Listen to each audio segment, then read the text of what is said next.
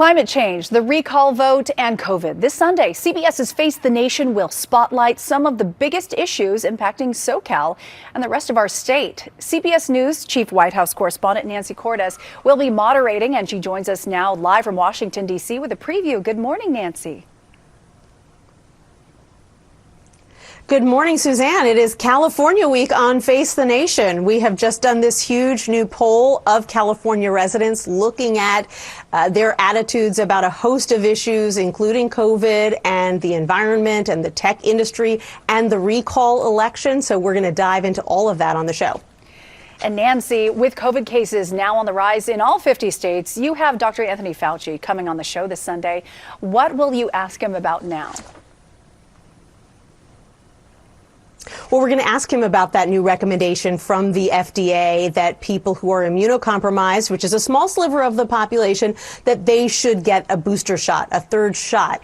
And so inevitably, people are going to wonder whether the rest of the population is not far behind. So we'll talk to him about that. He has said in the past that it is inevitable at some point. And then we'll discuss with him this debate over mask mandates that's raging across the country, especially as kids go back to school. Yes, I have a little one going back next week, and they will be masking up, at least at our school.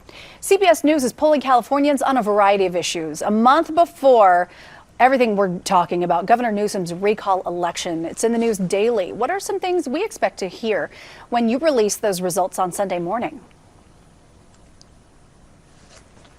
So very interesting. We're starting to get a look at the numbers.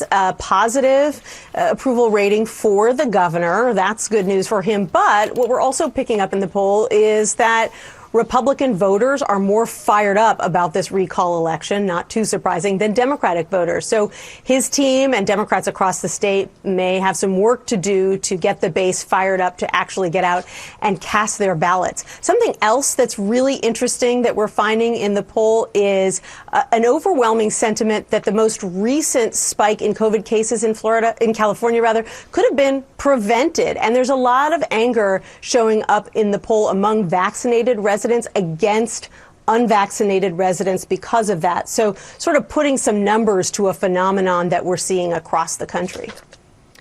Yes, looking forward to it. And Nancy, from your vantage point as Chief White House correspondent, can you tell us what we need to know about how the White House is dealing with the setback in Afghanistan and the efforts to safely evacuate U.S. Embassy personnel?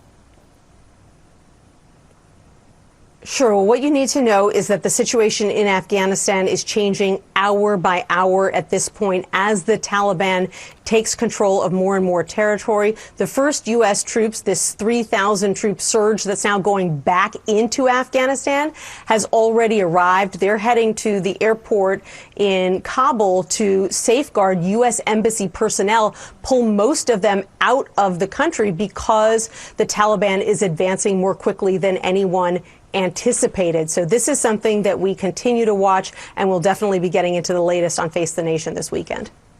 Thank you, Nancy Cordes, so much for joining us live this morning. Really excited you're focusing on California this Sunday. And don't miss this special episode spotlighting the issues impacting our state on Face the Nation this Sunday at 7:30 a.m. right here on CBS 2.